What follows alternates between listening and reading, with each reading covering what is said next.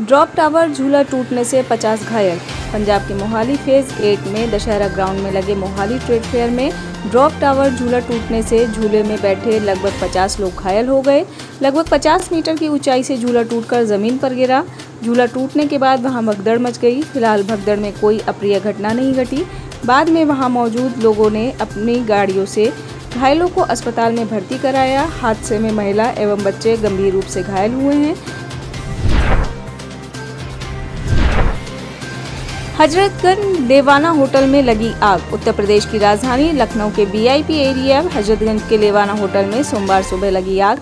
आग बुझाने के लिए फायर ब्रिगेड की 6 गाड़ियां मौके पर पहुंचकर आग बुझाने का काम कर रही हैं।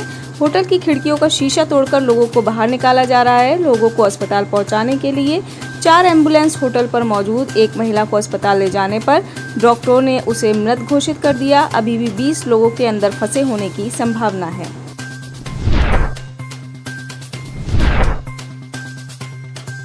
आईओए के कोषाध्यक्ष आनंदेश्वर पांडे पर फिर लगा यौन शोषण का आरोप। भारतीय ओलंपिक संघ के कोषाध्यक्ष आनंदेश्वर पांडे फिर विवादों से घिरे।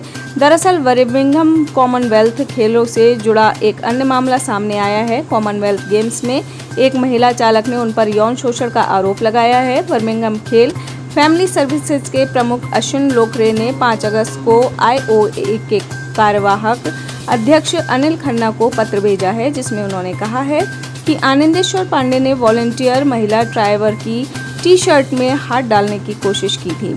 आरोप सामने आने के बाद आनंदेश्वर पांडे पर कार्रवाई की गई है। उनका परिवहन विशेषाधिकार रद्द कर दिया गया है।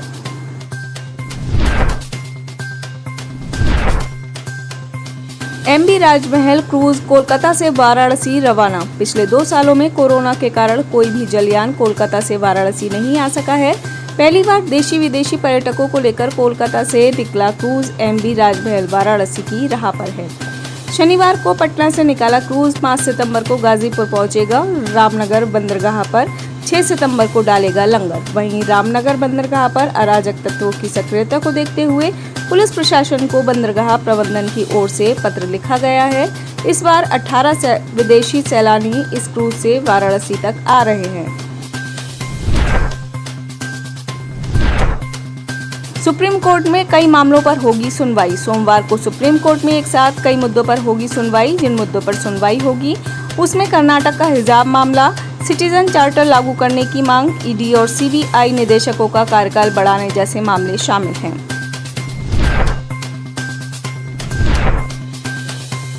सीएम स्टालिन ने तमिल भाषा को कोर्ट की भाषा बनाने की एससी से की अपील। तमिलनाडु के मुख्यमंत्री स्टालिन ने एक सभा को संबोधित करते समय सुप्रीम कोर्ट से तमिल भाषा को मद्रास हाई कोर्ट की आधिकारिक भाषा का दर्जा देने की मांग की है। उन्होंने सुप्रीम कोर्ट की एक रीजनल बेंच चेन्नई में स्थापित की जाने की भी सुप्रीम कोर्ट से अपील की है। उन्होंने आगे कहा है कि न्याय के लिए कोर्ट का दरवाजा खटखटाने वाले लोगों को भी बहस समझ में आ पाए। इसके लिए मेरी अपील है कि तमिल को मद्रास हाई कोर्ट की आधिकारिक भाषा का दर्जा दिया जाए। दिल्ली पुलिस ने 30 करोड़ की हेरोइन की जब्त। दिल्ली पुलिस ने 30 करोड़ की हेरोइन पकड़ी। 2 अफगानियों की निशानदेही में हेरोइन बरामद की गई। दिल्ली पुलिस 2 अफगानी तस्करों को लाई थी। गैरेज में खड़ी कार में छिपा रखी थी हेरोइन। कार से पुलिस ने 5 किलो हेरोइन बरामद की। गैराज मालिक और मैकेनिक को साथ ले गई पुलिस। सहायता प्राप्त अल्पसंख्यक शिक्षण संस्थान अपनी मर्जी से नहीं कर सकते नियुक्ति एससी। सहायता प्राप्त अल्पसंख्यक शिक्षण संस्थान स्कूल कॉलेज अपनी मर्जी से शिक्षकों की नियुक्ति नहीं कर सकते। सरकार उन्हें योग्य और उपयुक्त शिक्षक देती है तो उन्हें उनकी नियुक्ति करनी होगी। सुप्रीम कोर्ट ने पश्चिम बंगाल मदरसा सेवा आयोग कानून 2008 को वैध घोषित कर दिया। कोलकाता हाई कोर्ट ने इस कानून की धारा 8, 10, 11, 12 को असंवैधानिक ठहराते हुए निरस्त कर दिया था और कहा था कि यह प्रावधान संविधान के अनुच्छेद 30 का उल्लंघन है, जिसमें अल्पसंख्यकों को अपने शिक्षण संस्थानों की स्थापना और उनके प्रशासन का अधिकार है।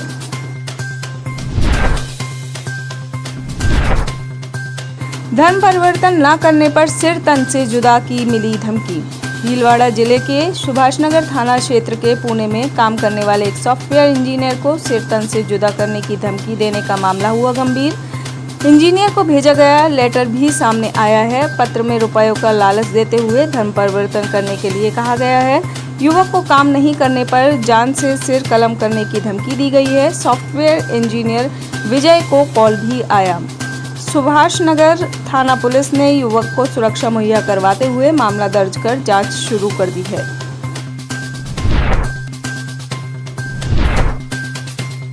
शिवराज सरकार का घोटाला आया सामने। एमपी की शिवराज सरकार का एक घोटाला सामने आया है। कागज पर बांटे करोड़ों का अनाज बच्चों को फ्री में दिए जाने वाले भोजन योजना में लाभार्थियों से लेकर उत्पादन, अनाज बांटने और क्वालिटी कंट्रोल तक में बड़े पैमाने पर हेराफेरी हुई है। राज्य के अकाउंटेंट जनरल की रिपोर्ट से इस घोटाले का हुआ खुलासा। इस रिपोर्ट में लाभार्थियों की पहचान में अनियमितता, स्कूली बच्चों के लिए महत्वाकांक्षी मुफ्त भोजन योजना के वितरण और गुणवत्ता नियंत्रण में बड़ी गड़बड़ी की जानकारी दी गई है।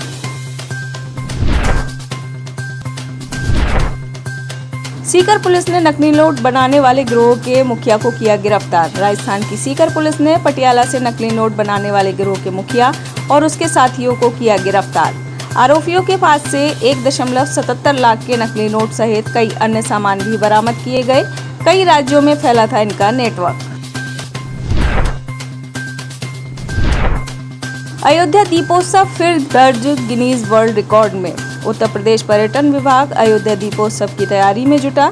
मुख्यमंत्री योगी आदित्यनाथ के निर्देशन में एक बार फिर भगवान श्री राम की नगरी अयोध्या में दीपोत्सव को भव्य बनाने की तैयारियां शुरू हो गई हैं।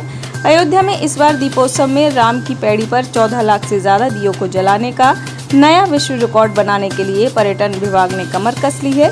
इसके अलावा अयोध्या के 21 मुख्य मंदिरों में 4.50 लाख दिए जलाए जाएंगे। इस तरह दीपोत्सव पर अयोध्या करीब 18 लाख दियों की रोशनी से जगमगाएगी। कर्नाटक में भारी बारिश से जनजीवन अस्त व्यस्त। कर्नाटक में भारी बारिश से जनजीवन प्रभावित।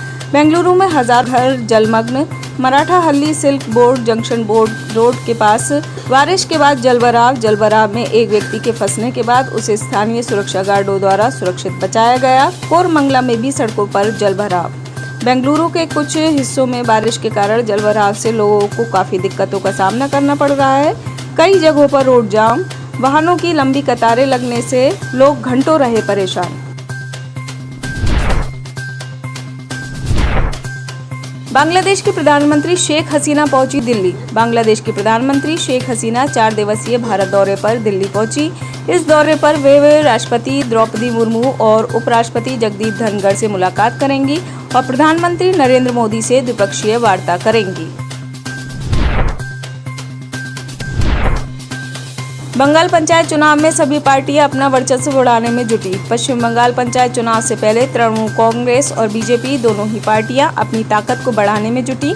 भाजपा के प्रदेश अध्यक्ष सुकांत मजूमदार ने पूर्वी मिदनीपुर के तामलुक के डिमारी में भाजपा की जनसभा में राज्य सरकार पर हमला करते हुए कहा कि वे नब्बान अभियान में डंडा और झंडा दोनों लहरा साथ लेकर जाएंगे। सुकांत मजूमदार ने कहा, मुख्यमंत्री को चौक के अलावा कुछ नहीं पता। कोलाघाट थर्मल पावर स्टेशन में तोलाबाजी चल रही है। उन्होंने भ्रष्टाचार के विरुद्ध टीएमसी को घेरा।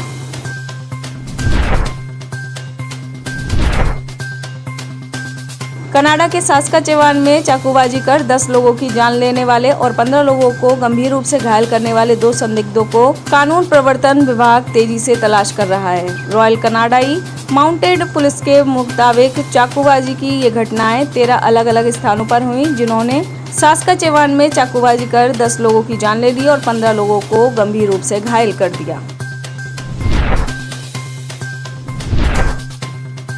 अतिवृष्टि ने पाकिस्तान में 50 साल का रिकॉर्ड तोड़ा। पाकिस्तान में बाढ़ के कारण 1/3 हिस्सा जलमग्न, जिसके दूरगामी प्रभाव से भी पाकिस्तान को निपटना पड़ेगा। पाकिस्तान के सिंध प्रांत के किसान कहते हैं, हम 50 साल पीछे चले गए हैं। आवश्यक वस्तुओं की पूर्ति भी मुश्किल से हो पा रही है।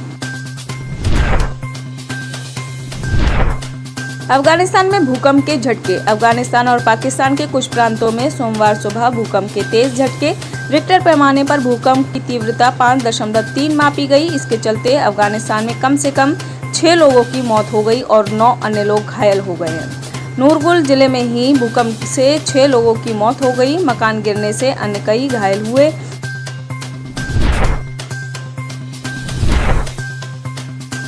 पूर्व गृह मंत्री शेख रशीद ने महंगाई पर सरकार को दी चेतावनी। पूर्व गृह मंत्री शेख रशीद अहमद ने पाकिस्तान की गठबंधन सरकार की बढ़ती महंगाई को लेकर आलोचना करते हुए की घोषणा कि वे अपनी पार्टी पीटीआई के अध्यक्ष इमरान खान के साथ बाढ़ कम होने के बाद इस्लामाबाद में एक रैली का आह्वान करेंगे। अवामी मुस्लिम लीग प्रमुख का यह बयान इमरान खान द्वारा एक सार्वजनिक रैली में पीएम शहबाज शरीफ के नेतृत्व वाली सरकार को उत्पीड़न रोकने की चेतावनी देने के एक दिन बाद आया है।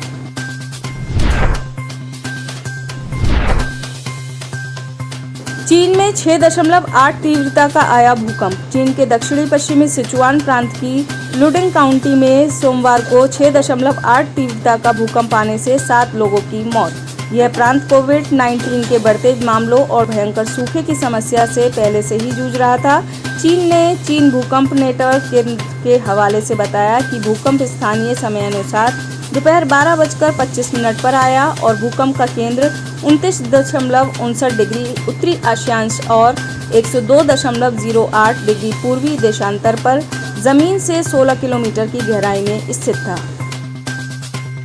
आप इस खबर के बारे में क्या सोचते हैं? हमें कमेंट सेक्शन में बताएं। साथ ही ब्रह्मास्त्र न्यूज को सब्सक्राइब और शेयर भी जरूर करें।